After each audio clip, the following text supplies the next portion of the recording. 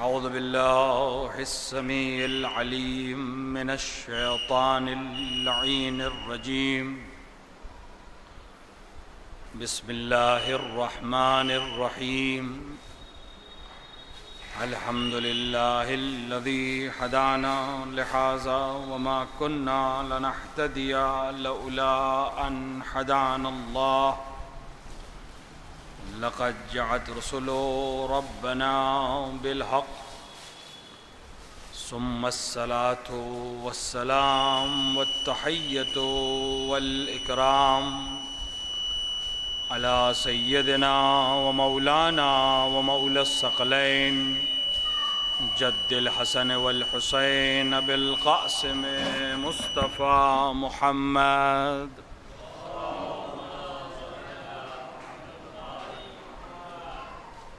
وعلى آله الطيبين الطاهرين المعصومين المنتخبين المظلومين، لا سيما ابن عمه غالب على كل غالب مولانا علي بن أبي طالب، وعلى صاحب الدعوات النبوية والصولة الحيدرية والعصمة الفاطمية والحلم الحسنية والشجاعة الحسينية والعبادة السجادية والمعاصر الباقرية والآثار الجعفرية والعلوم الكاظمية والحجج الرضوية والجود التقوية والنقاوة النقوية والهيبة العسكرية والغيبة الإلهية، امام الانس والجان الحجة القائم المنتظر المهدي.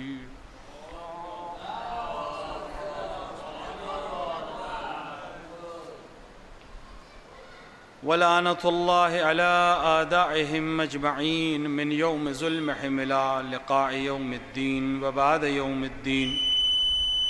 أما بعد، فقد قال رسول الله صلى الله عليه وآله: قد إن لقتل الحسين حرارة في قلوب المؤمنين لا تبردوا أبدا. صلوات پر محمد و آل محمد.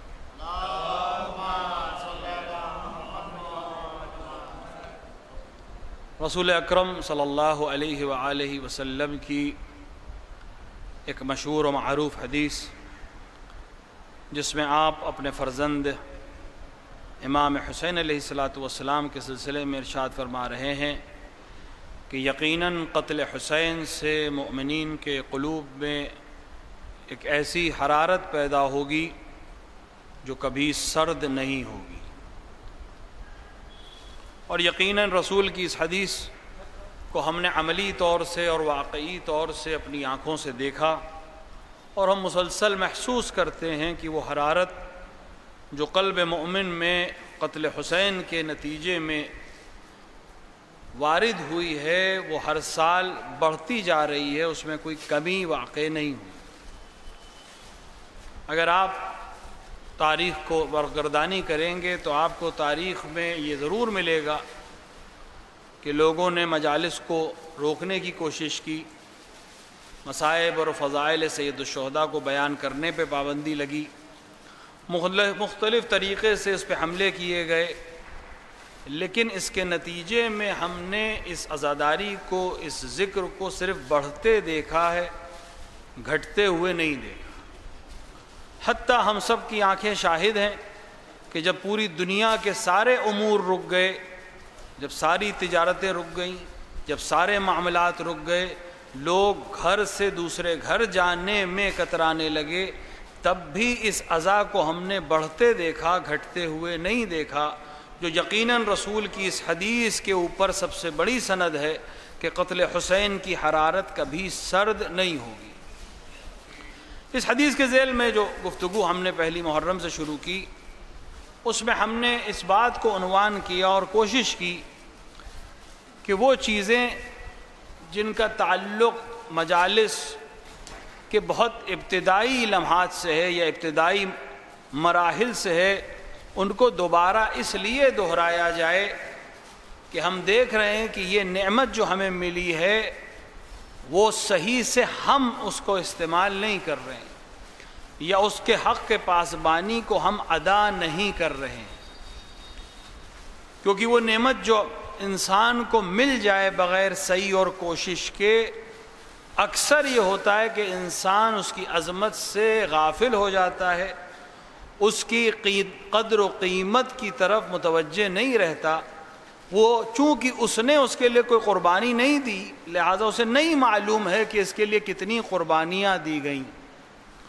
اس عزاداری کے لیے علماء نے اپنے خون کو دیا ہے، شعراء نے اپنا خون بہایا ہے، مومنین نے اپنے گھروں کو جلوایا ہے، صرف اس لیے کہ یہ عزاداری قائم رہے.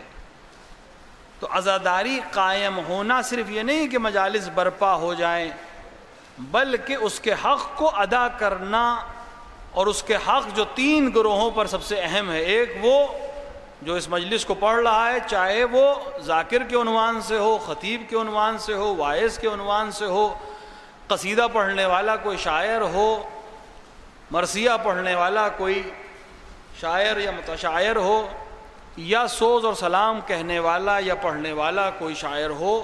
ہر وہ شخص جو اس منبر پر جو منسوب ہے رسالت مآب سے اور ان کی جگہ سے وہاں اگر آ کر بیٹھ رہا ہے تو اس کی ایک ذمہ داری ہے، اس کے کچھ آداب ہیں، اس کے کچھ احکام ہیں جس کی رعایت اگر وہ کرے گا تو اس مقام پر پہنچ سکے گا جو اس مقام پہ بیٹھنے کا شرف اور ہدف ہے.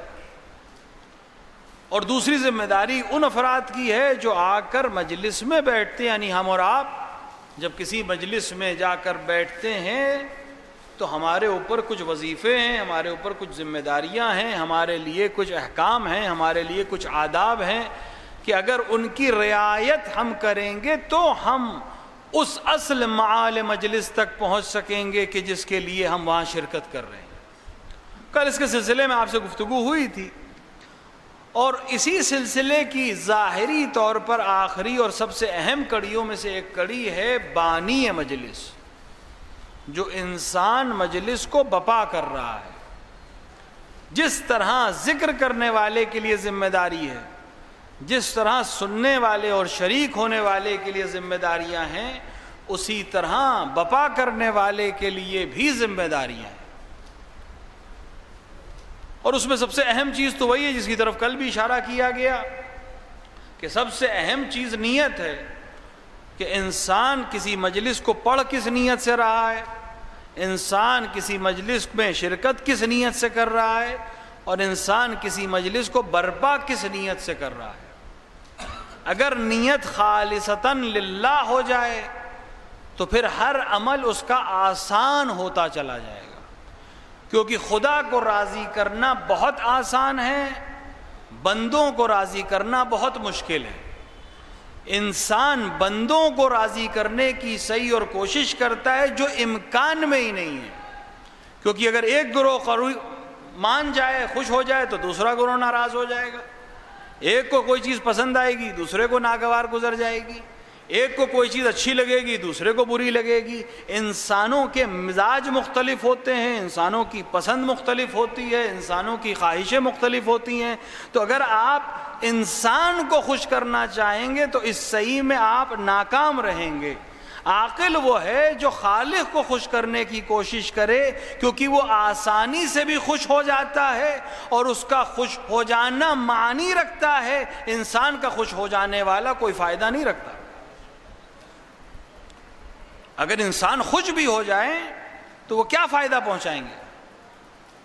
اور اگر خالق ناراض ہو جائے علیاذ باللہ، انسانوں کو خوش کرنے کے نتیجے میں اگر خالق ناراض ہو جائے تو پھر تو یہ گھاٹے کا سودا ہے، کیونکہ جنہیں خوش کیا ان سے بھی کچھ نہیں ملے گا، اور جس سے مل سکتا ہے اس کو ناراضی کر دیا. تو عاقل تو وہ ہے کہ جس سے مل سکتا ہے اس کو راضی رکھے. یہ مجلس کو بپا کرنا شرف ہے، توفیق ہے کسی کو یہ شرف مل جائے کہ مجلس برپا کرے. سب سے پہلی مجلس کس نے برپا کی؟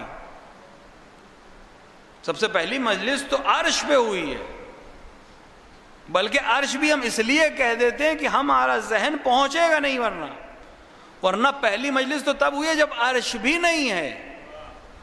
جب خدا نے قلم کو خلق کیا ہے، لوح کو خلق کیا ہے، تب حسین کے نام کو تحریر کرتے وقت جب قلم کو یہ احساس ہوا کہ جس کا نام تحریر کر رہا ہوں، اس کے نتیجے میں وہ قلم جس کو ہماری نظر میں احساس نہیں ہے، لیکن اس قلم کو اور لوح کو احساس ہوا کہ جس کا نام لکھا جا رہا ہے اس کے اندر کچھ مظلومیت پائی جاتی ہے، اور خدا نے ہونے والے واقعے کو بیان کیا اور اس نے قاتلین حسین پر لعن کی، اس دن پہلی مجلس برپا ہوئی۔ نہ اس وقت فرش ہے، نہ عرش ہے، نہ زبان ہے، نہ مکان ہے، کچھ نہیں ہے، تب مجلس برپا ہوئی۔ اس میں ذاکر خود خدا ہے، سامع لوح اور قلم ہے۔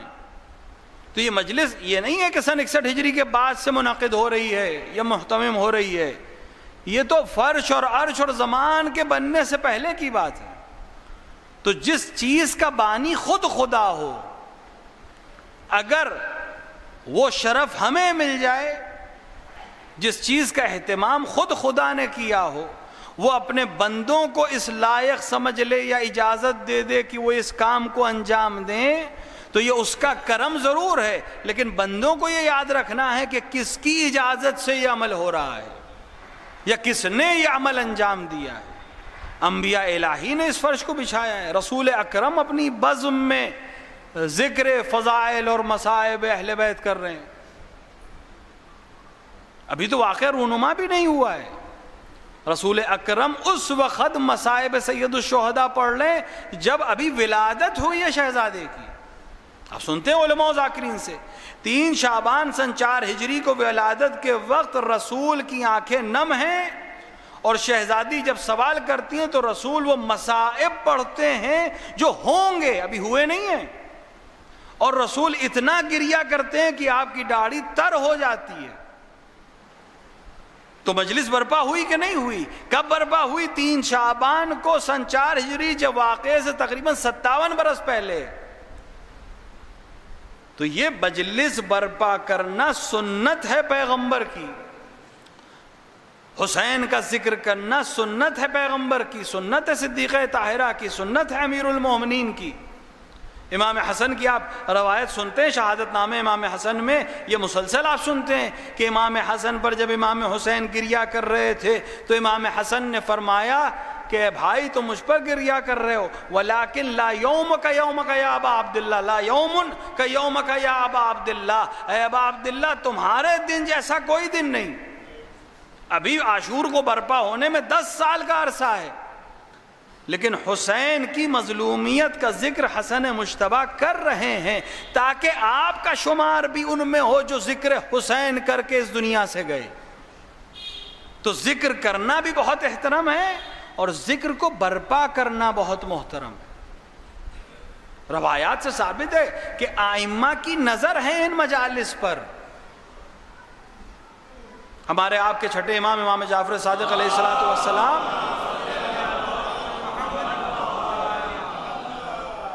نے اپنے ایک محب سے، ایک چاہنے والے سے، جس کو تاریخ نے داؤد بن سرخان لکھا ہے، داؤد بن سرخان سے امام نے فرمایا کہ میرا سلام کہنا میرے شیعوں کو اور میرے چاہنے والوں کو۔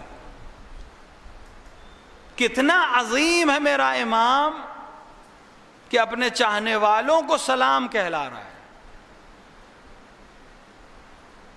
ہم سلام کرتے ہیں امام کو، لیکن ہمارے سلام کی کیا حیثیت ہے؟ ہمارا دعا دینا کسی کو کیا حیثیت رکھتا ہے؟ لیکن اگر امام کسی کو دعا دے، امام کسی کو کوئی دعا دے تو وہ اثر رکھتی ہے۔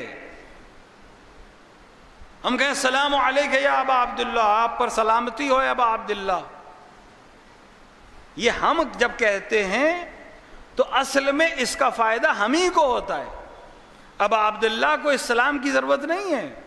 ہم سلام کر کے اپنے آپ کو اس لشکر میں شامل کرتے ہیں جو حسین کو چاہنے والا لشکر ہے، حسین پر سلام بھیجنے والا لشکر ہے، اور نتیجے میں جب ادھر سے سلام آ جائے، اگر امام کہے میرے شیعوں پر سلام ہو تو امام کی دعا رد نہیں ہو سکتی۔ اگر امام سلام کہہ رہے ہیں تو یقیناً خدا کی طرف سے سلامتی ہوگی۔ تو سلامتی ادھر سے بھیجی جا رہی ہے. ہمیں کرنا صرف اتنا ہے کہ ہم اس دائرے میں آ جائیں جنہیں سلام بھیجا گیا. امام کہہ رہے ہیں میرے محبوں کو سلام کہنا, میرے شیعوں کو سلام کہنا. ہمارے زبان پہ تو ہے کہ ہم محب ہیں, زبان پر تو ہے کہ ہم شیعہ ہیں. کاش امام کی نظر میں بھی شیعہ ہو جائیں, امام کی نظر میں بھی محب ہو جائیں, کیونکہ یہ دعویٰ تو ایک طرفہ ہے نا.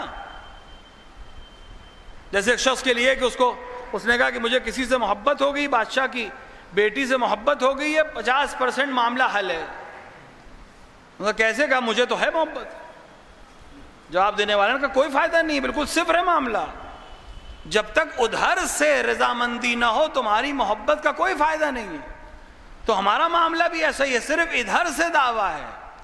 جب ادھر سے اجابت آ جائے کہ ہاں یہ میرا چاہنے والا ہے, یہ میرا محب ہے, تو جس دن ادھر سے سند مل جائے گی, سلام بھی آپ کے قدموں میں آئے گا, سلامتی بھی آپ کے لیے. ہمیں عمل کر کے بتانا پڑے گا کہ ہم محب ہیں. زبانی خرچ تو کچھ نہیں ہوگا, زبان چلانا تو بہت آسان ہے. کوفے کے لوگ بھی چلا رہے تھے, حسین مظلوم آ جائیے, باغات تیار ہیں, فصلیں تیار ہیں, آپ تشریف لے آئیے. تو صرف پکارنا کافی نہیں ہے, جب امام آ جائے تو اس کی نصرت ویسے کرنا جیسے اصحاب حسین نے کی. یہ اہم ہے. یہ جو مجلس کو برپا کر رہا ہے, یہ اپنے محب ہونے کے لیے اس عمل کو انجام دے رہا ہے, تو یہ قابل قدر ہے. امام فرما رہے میرے شیعوں کو میرا سلام کہنا.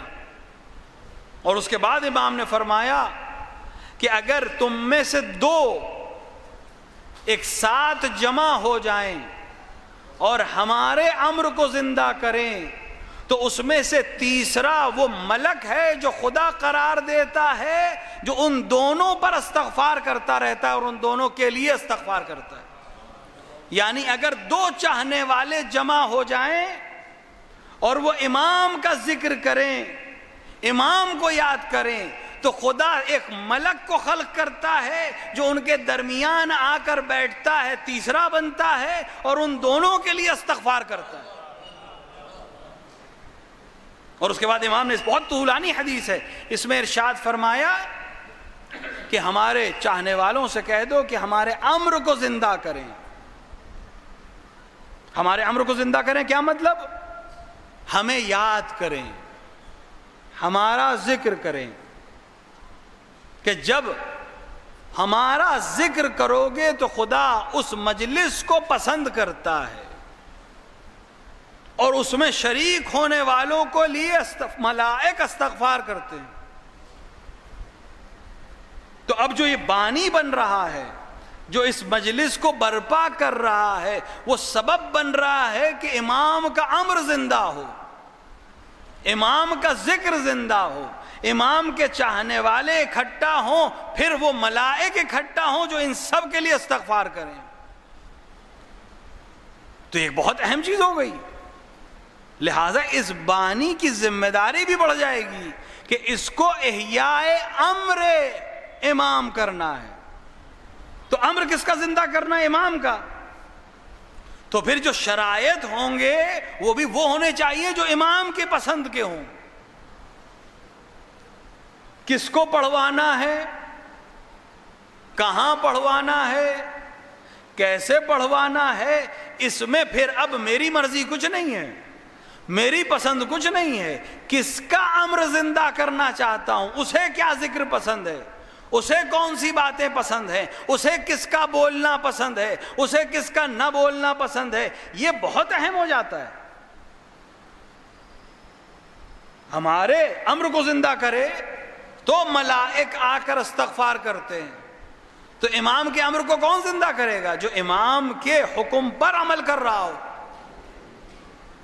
صرف حدیث کو نقل کر دینا تو کافی نہیں ہے, حدیث پر عمل بھی تو ضروری ہے, ورنہ حدیثیں تو بہت سے لوگوں نے نقل کی ہیں. ہماری اور آپ کی کتابوں سے زیادہ دوسری کتابوں میں حدیثیں.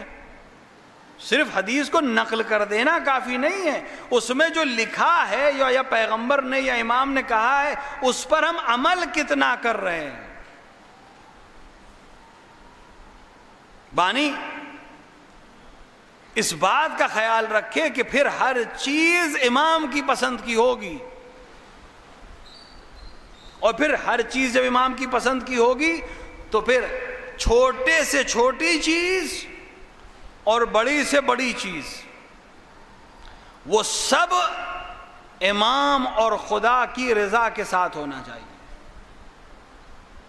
کیونکہ اگر وہ راضی نہیں تو پھر کوئی فائدہ ہی نہیں ہے۔ اگر اس کے لیے کر رہے ہیں تو پھر اس کے حساب سے ہونا چاہیے۔ اس سے مت گھبرائیں کہ کتنے لوگ آئیں گے، اسلام نے تو کبھی کثرت کو کام ہی نہیں کیا ہے۔ اکثر آپ قرآن میں دیکھیں کثرت کی تو مذمت ہی کی ہے اس نے، کیونکہ کسی کا کثیر ہونا یا زیادہ ہونا حق پر ہونے کی دلیل نہیں ہوتی۔ تاریخ گواہ ہے اکثر انبیاء اکیلے تھے، اکثر انبیاء کے چاہنے والے کم تھے، مخالف زیادہ تھے۔ یہ جن افراد کا ہم ذکر کر رہے ہیں، جن ہستیوں کا ذکر کر رہے ہیں، کتنے تھے یہ؟ 70 72 100، اس سے زیادہ تو نہیں تھے۔ ان کے مقابلے میں جو سب سے کم ترین اعمار ہے وہ 30,000 ہے۔ سب سے کم لشکر جو ذکر ہوا ہے منابع میں وہ 30,000 کا ہے، بعض نے 1 لاکھ تک لکھا ہے۔ شعراء نے البتہ اس کو 9 لاکھ تک پہنچا دیا، لیکن 9 لاکھ نہیں ہے، شاعر کو چھوٹ ہوتی ہے، شعراء سے معذرت کے ساتھ شاعر کو بہت سی چھوٹ ہوتی ہے، لیکن ہمارے اوپر گرفت ہے، ہم نہیں کہہ سکتے 9 لاکھ، ہمیں ثابت کرنا پڑے گا 9 لاکھ۔ 9 لاکھ تو کوفے کی آبادی نہیں ہے، 9 لاکھ کا لشکر کہاں سے آ جائے گا؟ 30,000 سے 90,000 1 لاکھ، 30,000 بھی بہت ہیں 100 کی جماعت کے لیے۔ امام حسین کا عمل بتا رہا ہے کہ قلت اور کثرت کوئی اہمیت نہیں رکھتی۔ اگر تمہارے پاس لاکھوں کا لشکر ہے لیکن تم ناحق ہو تو تم ناحق ہو، اور تمہارے پاس 72 ہوں لیکن خدا والے ہوں تو وہ کل بھی کامیاب تھے، آج بھی کامیاب ہیں۔ ہمیں کثرت کے اوپر نہیں مرغوب ہونا ہے۔ مجلس میں ایک انسان بیٹھا ہو چاہے 1 لاکھ سامعین بیٹھے ہوں، بانی کو یہ اطمینان ہونا چاہیے کہ میں نے جن کے لیے مجلس کی ہے انہیں اس سے فرق ہی نہیں پڑتا کتنے آئے ہیں۔ تم نے اگر ہمارے لیے کی ہے تو یہ مورد قبول ہے، چاہے اس میں 1 آئے چاہے 1 لاکھ آئے، اس کو اس سے فرق ہی نہیں پڑتا کتنے آئے ہیں۔ تم نے جو صحیح اور کوشش کر سکتے تھے وہ 100% کیا ہے کہ نہیں؟ جو کر سکتے تھے وہ کیا ہے اپنے دل سے، ہر انسان خود سے پوچھ سکتا ہے۔ ہمارے بیٹے ہیں 12th میں گئے ہیں ابھی، کبھی کبھی پڑھائی کرتے میں ایگزامز ہوتے ہیں، کبھی کھیل میں بھی لگ جاتے ہیں، اچھا اسکور بھی کرتے ہیں تو کچھ کہتے بھی نہیں ہیں، کبھی کبھی پیپر دے کے آتے ہیں، منہ تھوڑا سا کچھ پیپرز رہ گیا، کچھ 1 نمبر کا کوشچن چھوڑ دیا، میں نے کہا وہ جو رزلٹ میں آئے گا اس سے مجھے مطلب نہیں ہے، تم نے اپنا 100% دیا ہے یا نہیں؟ تم خود سے مطمئن ہو کہ جتنا میں دے سکتا تھا ٹائم، جتنا میں کوشش کر سکتا تھا اس پیپر کے لیے، اس امتحان کے لیے، اس عمل کے لیے، تم نے اگر دیا ہے تو میرے لیے تم 100% ہو، چاہے ایگزام کی کاپی میں تمہیں کتنے ہی نمبر ملے، اس سے مطلب نہیں ہے۔ لیکن اگر تم نے 100% نہیں دیا ہے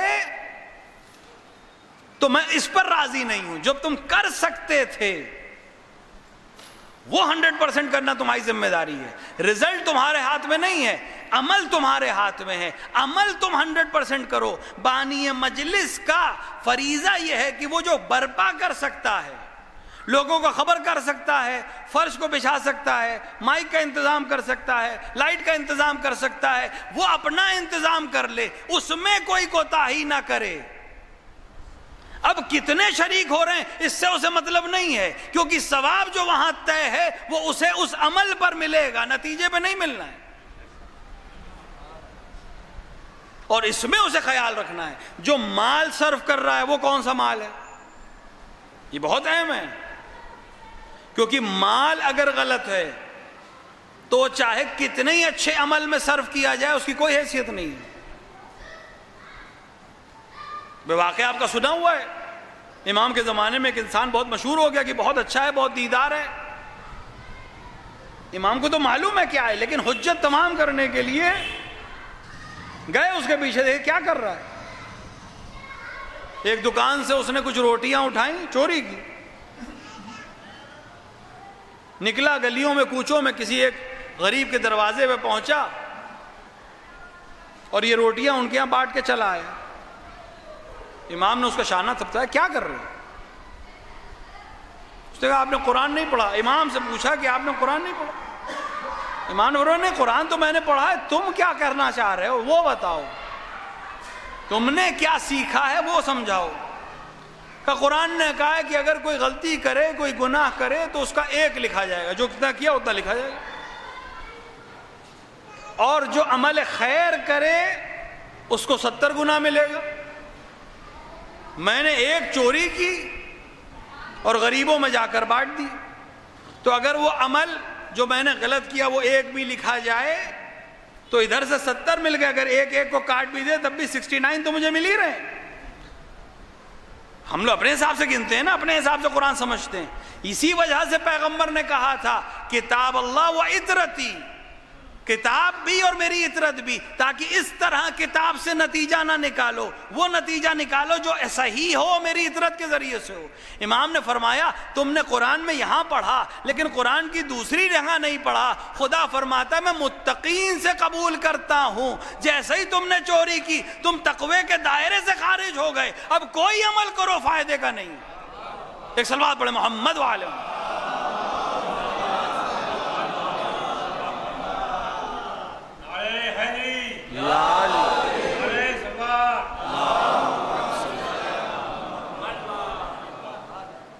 مجلس حسین کرنی ہے، بھائی کا گھر چھینا ہوا ہے، تو کیا حسین کی مجلس کرنے سے غصبی مکان میں وہ عورت قبول ہو جائے گی؟ کسی کا حق مار کے اس پیسے سے تبرک خرید کے اگر ہم نے تبرک بانٹ دیا تو کیا وہ بابرکت ہو جائے گا؟ اللہ متقین سے قبول کرتا ہے، تو امام المتقین کا ذکر بغیر تقوی کے کیسے ہو سکتا ہے؟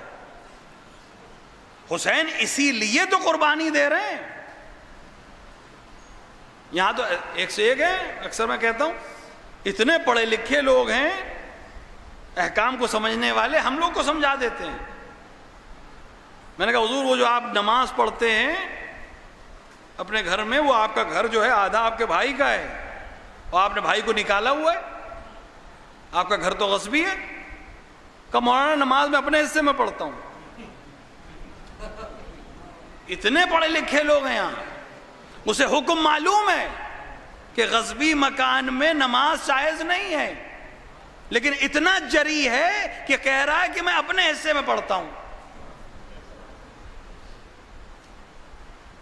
یہ کیا جواب دے گا صبح محشر؟ ہم نے روایتیں پڑھی حسین ابن علی کی زیارت کرنے والے کے گناہ معاف، حسین ابن علی کی مجلس میں شرکت کرنے والے کے گناہ معاف، یقیناً معاف. لیکن کون سے گناہ معاف؟ وہ حق جو امام کا حق ہے امام معاف کر دے گا، وہ حق جو اللہ کا حق ہے اللہ معاف کر سکتا ہے، وہ حق جو رسول کا حق ہے وہ معاف کر دے گا. لیکن جو حق الناس ہے، جو لوگوں کا حق ہے، وہ تو خود اس نے کہا کہ میں نہیں معاف کروں گا، جس کا ہے اسی سے معاف کرانا ہے. اللہ جو اصل مالک ہے اس نے ہی جب کسی اور کو وکالت دے دی اور اجازت دے دی تو پھر اب اسے راضی کرنا پڑے گا. کربلا زیارت کر کے آئے، ظاہر ہے کہ جو کربلا، اللہ آپ سب کو جانا نصیب کرے، کربلا میں زیارت حسین ابن علی انسان بالکل ایسے ہی ہو جائے گا جیسے ماں کے پیٹ سے متولد ہوا، یعنی نہ کوئی اس کے لیے کوئی گناہ ہے ہی نہیں. لیکن یہ کون سے گناہ ہیں؟ وہ گناہ جو کسی ایسے کے حق میں کی جو حق رکھتا ہے معاف کرنے کا. نمازیں نہیں پڑھی مثلا، قضا کی ہے، روزے کم رکھے تھے، کوتاہی کی تھی، امام کا حق ادا نہیں کیا تھا، کوتاہی کی تھی، یہ معاف ہو جائیں گے، یقیناً معاف ہو جائیں گے، کیونکہ اس کو معاف کرنے والا خدا ہے، رسول ہے، امام ہے. لیکن اگر ہمسائے کو اذیت کی ہے، بھائی کو اذیت کی ہے، پڑوسی کو اذیت کی ہے، کسی رشتہ دار کو اذیت کی ہے، کسی ایسے ہی راہگیر کو چلتے ہوئے اذیت کی ہے، اس سے مطلب نہیں کہ وہ مومن ہے کہ غیر مومن ہے۔ حق الناس میں تو ایمان بھی شرط نہیں ہے، پڑوسی میں تو ایمان بھی شرط نہیں ہے، پڑوسی کا حق ادا نہیں کیا ہے، غیر مسلمان ہے، اگر اس کو اذیت کی ہے تو جب تک وہ معاف نہیں کرے گا، تم اہلیت رکھتے ہو جنت میں جانے کی، تم اہلیت رکھتے ہو شفاعت پانے کی، لیکن اس مسئلے کو کلیئر کر کے آنا ہے۔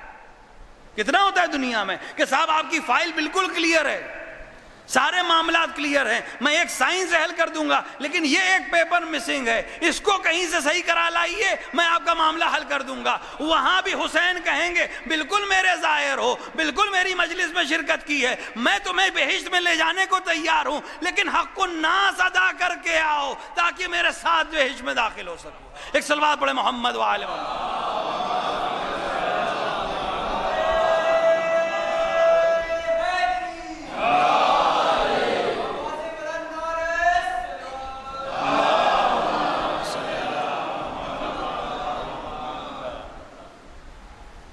اب حق الناس صرف یہ نہیں کہ آپ نے کسی پڑوسی کی دیوار گرا دی ہے، یا 2 انچ بڑھ کے چھت جا بنا لیا ہے، یا اس کی دیوار پہ اپنی دیوار اٹھا لی ہے، نہیں، اگر اس کے خلاف کسی تیسرے سے کچھ کہا ہے، اس کے گھر کا کوئی راز کسی دوسرے کو بتایا ہے، وہ عیب جو اس میں ہے، مسئلہ تو یہاں یہی ہے، جو عیب موجود ہے وہ کسی تیسرے کو بتایا ہے۔ یہاں پریشانی کیا ہوتی ہے؟ ہم نے کہا بھائی آپ کیوں ان کے بارے میں کہہ رہے ہیں؟ ان میں ہے کہ مسئلہ تو یہی ہے تو بھی بتانا منع ہے، اس کو غیبت کہتے ہیں، اس کے پیٹھ پیچھے اس کی وہ برائی بتانا جو اس میں موجود ہو، اسلام اس کو بھی پسند نہیں کرتا، اور اگر موجود نہ ہو، بہتان تراشی ہو رہی ہو، تب تو مسئلہ اور آگے کا ہے۔ ظاہر حسین ابن علی ہے، غیبت کری ہے، ظاہر حسین ابن علی ہے، بہتان تراشی کی ہے، ظاہر حسین ابن علی ہے، دوسرے کے اوپر جھوٹا الزام لگایا ہے، اس معاملے کو اگر حل نہیں کر پائے تو وہاں فائل پھنسی رہے گی اور اس کو کوئی حل نہیں کرے گا سوائے صاحب معاملہ کے۔ قیامت کے جو معاملات ہیں اس کو نہیں پڑھ رہا ہوں میں یہاں، بہت لمبے مسائل ہیں اس میں، یعنی مرحلے ایسے آنے ہیں، کیونکہ وہاں ایک ایسا ماحول ہو جائے گا کہ انسان کچھ بھی کرنے کو تیار ہوگا۔ ہوتا ہے نا دنیا میں، آپ کو جب ضرورت ہوتی ہے، بہت شدید پیاس لگی ہے، اور وہ 10 روپے کی بوتل اگر 50 روپے میں بھی ملے گی تو آپ بھی خرید لیں گے، کیونکہ پیاس بجھانی ہے، اس وقت 50 روپے اور 100 روپے کی بات نہیں ہے۔ اس وقت مرحلہ حل ہونا چاہیے، روز محشر یہ معاملہ ہوگا کہ انسان ہر چیز کرنے کو تیار ہوگا کہ اس کی فائل کلیئر ہو جائے، یہاں تک کہ بعض مراحل ایسے ہوں گے کہ اپنی اچھائیاں دوسروں کو دے گا کہ وہ راضی ہو جائے، یہاں تک تو پھر بھی ٹھیک ہے، پھر مراحل وہ آئیں گے کہ اچھائیاں ختم ہو گئیں، لوگ ابھی بھی راضی نہیں ہیں، ان کے گناہ اپنی گردن پہ لینے لگے گا کہ وہ راضی ہو جائے۔ تو اس مرحلے پہ جانے سے بہت بہتر ہے کہ یہیں اسی دنیا میں اس معاملے کو حل کر لیا جائے، کیونکہ یہاں جتنی بھی قیمت دینی پڑے دنیاوی قیمت ہے، بہت سستے میں نپٹ جائے گا معاملہ۔ اگر بات آخرت پہ چلی گئی تو بہت سخت مسئلہ ہو جائے گا۔ حسین یقیناً بخشش کرانے والے ہیں، لیکن حق الناس صحیح کر کے جانا ہے۔ ان مجالس کو برپا کرنے کا ایک اہم ہدف یہی ہے کہ ہم اپنے وظائف کو سمجھ سکیں۔ حسین کا چاہنے والا ہونا آسان نہیں ہے۔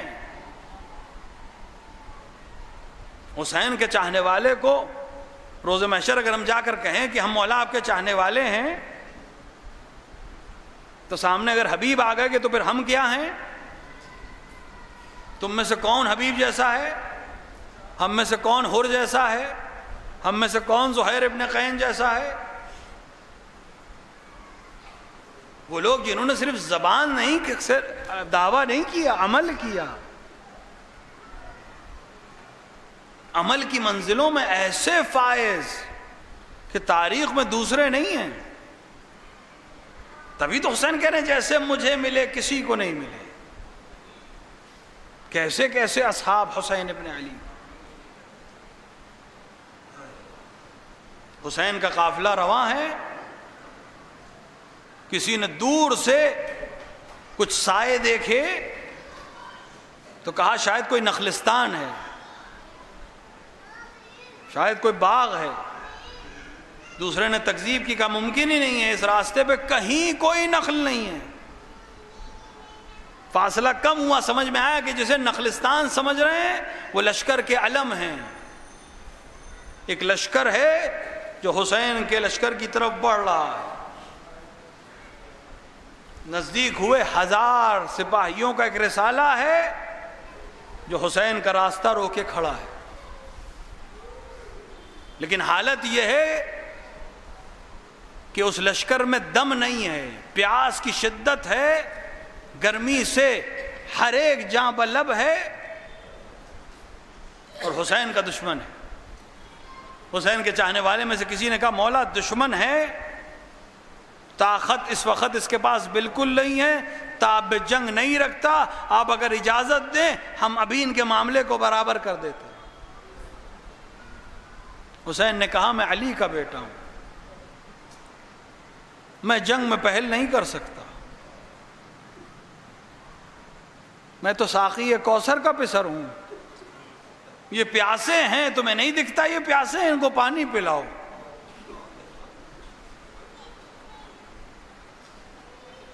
تاریخ نے لکھا ہے، افراد کے نام موجود ہیں. اس لشکر میں ظاہر ہے کہ لشکر حر کی سالاری میں، ہمیں اور آپ کو معلوم ہے کہ حر بعد میں حسین کے ساتھ ہو گئے، لیکن پورا لشکر تو نہیں ساتھ ہوا.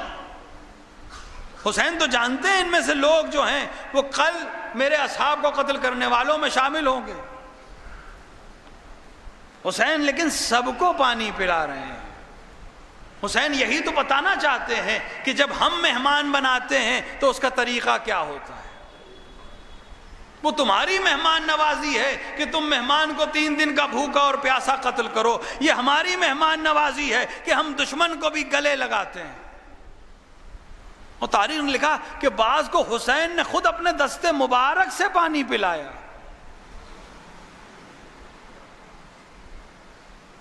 پانی پی کے جب لشکر میں کچھ دم آیا، لشکر کا سالار کون ہے؟ حر ابن یزید ریاحی، کوفے کے بڑے سالاروں میں سے 1000 کا سالار. رسالہ آپ کو دیا گیا، اس کا مطلب ہے کہ بڑے سرداروں میں سے. کیا چاہتے ہو؟ مجھے حکم ہے کہ آپ کو روک دیا جائے. حسین نے خط نکالنا شروع کیے کہ مجھے کوفے کے ان لوگوں نے خط لکھے ہیں. انہوں نے انکار کیا کہ مجھے کوئی خبر نہیں ہے، مجھے صرف یہ خبر حکم دیا گیا ہے کہ آپ جہاں ملیں آپ کو روک دیا جائے. وقت اذان ہوئی، نماز کا وقت ہوا. امام حسین نے کہا تم اپنے لشکر کے ساتھ نماز پڑھو، میں اپنے لوگوں کے ساتھ نماز پڑھوں گا. حر نے عجیب جواب دیا، اے فرزند رسول، یہ کیسے ممکن ہے کہ آپ کے رہتے ہوئے میں الگ سے جماعت قائم کروں؟ آپ بے شک امامت کریں گے، میں آپ کے پیچھے نماز پڑھوں گا. امام نے امامت فرمائی. حر اور اس کے لشکر نے امام کے پیچھے نماز ختم کی، اور اس کے بعد دونوں لشکر یہ چاہتے تھے، امام یہ چاہتے تھے کہ گھوڑے پہ سوار ہوں اور اپنے راستے کو آگے لے چلیں. اسی اثنا میں جب حسین جانے لگے، کیونکہ دونوں فریق کسی نتیجے پہ نہیں پہنچ رہے تھے، حسین جب گھوڑے پہ سوار ہو کر آگے بڑھنے لگے، حر نے عجیب گستاخی کی، عجیب جرت کی. ایک بار لجام فرس پہ ہاتھ رکھ دیا، عجیب جملہ کہا حسین نے، سکلت امک، تمہاری ماں تمہارے غم میں بیٹھے. یہ جملہ عرب میں بہت سخت جملہ تھا، عرب کی تہذیب میں بہت ہی سخت جملہ تھا. حر نے عجیب جواب دیا، اے فرزند رسول، اگر چاہتا تو میں بھی آپ کی والدہ کا نام لے سکتا تھا، لیکن سوائے احترام کے میں اس ذات کا نام زبان پہ جاری نہیں کر سکتا.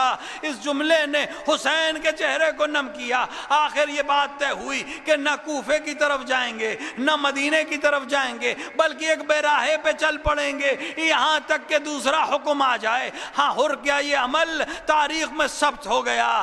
وقت گزرتا چلا گیا، حسین کربلا پہنچ گئے، رسالے پہ رسالے آنے لگے. 2 محرم کو حسین کربلا پہنچے، 3 کو ابن سعد کا لشکر پہنچا، 4 کو شمر کا لشکر پہنچا، 5 کو کچھ اور لشکر پہنچا، 7 وہ تاریخ کہ حسین کے خیموں میں پانی کی بندش ہے، 8 وہ تاریخ کہ الاتش اور الاتش کی آوازیں بلند ہوئیں، 9 کا دن گزرا، لشکر حملہ کرنا چاہتا ہے. حسین نے ایک رات کی مہلت مانگ لی. اللہ اللہ، حسین کا مہلت مانگنا اپنے لیے ہے یا دوسروں کے لیے یہ تو تاریخ جانے، یہ تو خدا جانے. لیکن نتیجہ یہ ہوا کہ اس عبادتوں کی شب میں بہت سے روشن چراغ حسین کی درگاہ میں لوٹ آئے. انہی میں ایک مضطرب پریشان یہ حر ابن یزید ریاحی ہیں، رات بھر ٹہل رہے ہیں. کسی نے آ کر کہا، اے حر، لشکر کوفہ اور شام میں اگر کوئی مجھ سے جری کا نام پوچھتا تو میں تیرا نام لیتا، تو آخر اس جنگ سے گھبرا رہا ہے. جواب دیا، مجھے جنگ سے خوف نہیں ہے، میں اپنے آپ کو جنت اور جہنم کے درمیان دیکھ رہا ہوں. صبح نمودار ہوئی، حسین نے شاید آخری فیصلے کے لیے ہی اس عمل کو انجام دیا. علی اکبر کو آگے بڑھایا، تقدم ولدی، آج اذان تم دو گے. صحرائے کربلا میں لہجہ پیغمبر گونجا، اللہ اکبر. ہاں، لہجہ پیغمبر کا گونجنا تھا. حر کی تقدیر نے فیصلہ سنا دیا کہ میں غلط راہ پر ہوں. ایک بار آگے بڑھنا چاہا، اپنے غلام کو ساتھ لیا. بعض روایت میں ہے کہ بیٹا بھی ساتھ آیا، بعض میں ہے کہ بھائی بھی ساتھ آیا. ہے حر کدھر کا ارادہ ہے؟ کہا میرے لیے راہ مشخص ہو گئی ہے، میں حق کی جانب جا رہا ہوں، میں حسین کی جانب جا رہا ہوں، میں بہشت کی جانب جا رہا ہوں. کچھ دور فاصلہ طے کیا. غلام یا بیٹے سے کہا کہ اب میرے ہاتھ کو پس گردن یا پس پشت اس طرح باندھ دو جیسے اسیروں کو باندھا جاتا ہے، جیسے قیدیوں کو باندھا جاتا ہے، اور مجھے حسین کی طرف لے چلو. ہاں، حر نے سر کو جھکا لیا ہے، ہاتھ بندھے ہوئے ہیں، بیٹا یا غلام لے کر چل رہا ہے. ایک بار تکبیر بلند کی. کہا کیوں تکبیر بلند کی؟ کہا خود فرزند زہرا تشریف لا رہے ہیں، حسین استقبال میں آ رہے ہیں. حسین کے قدموں میں حر نے اپنے آپ کو گرا لیا. اے مولا، یہ جو مصیبت آپ پر آئی ہے اس کا ذمہ دار میں ہوں. نہ میں آپ کا راستہ روکتا، نہ آپ کے بچے آج پیاسے ہوتے، نہ میں آپ کا راستہ روکتا، نہ دشمنوں نے آپ کو گھیرا ہوتا. آقا، بہت دیر سے آیا ہوں، کیا میری خطا بھی معاف ہونے لائق ہے؟ عجیب جملہ کہا حسین نے. اس دن بھی حسین نے ماں کو کہا تھا، آج بھی حسین نے ماں کا نام لیا. تمہاری ماں نے تمہارا کتنا اچھا نام رکھا ہے. تم دنیا میں بھی حر ہو، آخرت میں بھی حر ہو، دنیا میں بھی آزاد ہو، آخرت میں بھی آزاد ہو. حر نے آزادی کا پروانہ لیا. ایک بار کہا، آقا جانے کی اجازت دیجئے، میں چاہتا ہوں کہ سب سے پہلی اپنی قربانی پیش کروں. حسین نے عجیب جملہ کہا، اے حر، جب دشمن بن کے آئے تھے تو میں نے سیراب کیا تھا، آج دوست بن کر آئے ہو، خدا گواہ ہے حسین کے خیمے میں ایک جرعہ آب نہیں جو اپنے مہمان کو پیش کر سکے. حر نے ہاتھوں کو جوڑا. آقا ندامت کے لیے جملے نہ کہیں. ایک بار بیٹے سے کہا، آگے بڑھو، میں چاہتا ہوں تمہارا داغ سب سے پہلے دیکھوں، شاید یہ میرے گناہوں کا کفارہ ہو. بیٹا میدان میں گیا. بعض روایات میں ہے 19 سورماؤں کو قتل کرنے کے بعد ایک بار بیٹا، حر کا بیٹا زمین پر گرا. حر چاہتا تھا آگے بڑھیں، حسین نے روک دیا. اے حر، کیا غضب کرتے ہو؟ کیا جوان کی لاش پر بوڑھا باپ جایا کرتا ہے؟ میں ہاتھوں کو جوڑوں گا. اے آقا، حر کو تو روک دیا. ابھی عصر عاشور، علی اکبر آواز دیں. اجرکم علی اللہ۔ ہاں حر کے بیٹے کا جنازہ حسین عباس کے ساتھ لے کر آئے، حر کو اجازت دی، میدان میں گئے، عجیب رجس پڑا ہے، اپنے ہی لشکر کے خلاف جنگ کرنا شروع کی۔ عجب رجس پڑھا، میں کل تک غفلت میں تھا، آج جنت کے سرداروں کے ساتھ ہوں۔ حر نے جنگ کرنا شروع کی، یہاں تک کہ زخموں کا تاب نہ لا کر ایک بار زمین کی طرف آئے، حسین کو آواز دی۔ کتنا خوش نصیب ہے حر، بالین پہ فرزند زہرا موجود ہیں، آنکھوں کو کھولا، عجیب منظر ہے، حسین موجود ہیں۔ اے حر تم اس دنیا میں بھی آزاد تھے، آخرت میں بھی آزاد ہو۔ اس کے بعد عجیب عمل کیا، شہدائے کربلا میں یہ خوش نصیبی کسی کو حاصل نہیں۔ حسین نے ایک رومال نکالا، اے حر یہ میری ماں کا بنا ہوا رومال ہے، تمہاری پیشانی پر باندھ رہا ہوں، شاید اس لیے کہ روز محشر تمہیں الگ سے پہچانا جائے۔ ہاں حر تم نے عجیب انسانیت کا کام کیا ہے، تمہیں اس دنیا سے رخصت کر رہا ہوں۔ حر کا سر اپنے زانوں پہ رکھا تھا، حر چاہتے تھے، بار بار سر کو ہٹانا چاہتے تھے۔ ایک بار حسین نے کہا، اے حر اپنے سر کو ہٹا کیوں رہے ہو؟ کہا آقا میرا سر آپ کے زانوں پر ہے، جب آپ گھوڑے سے گریں گے تو کس کا زانو ہوگا؟ یہ فرش زمین ہوگی، یہ دہکتا ہوا صحرا ہوگا۔ حسین نے دلاسا دیا، اے حر پریشان نہ ہو، جب میں زمین پر آؤں گا جنت سے میری ماں فاطمہ تشریف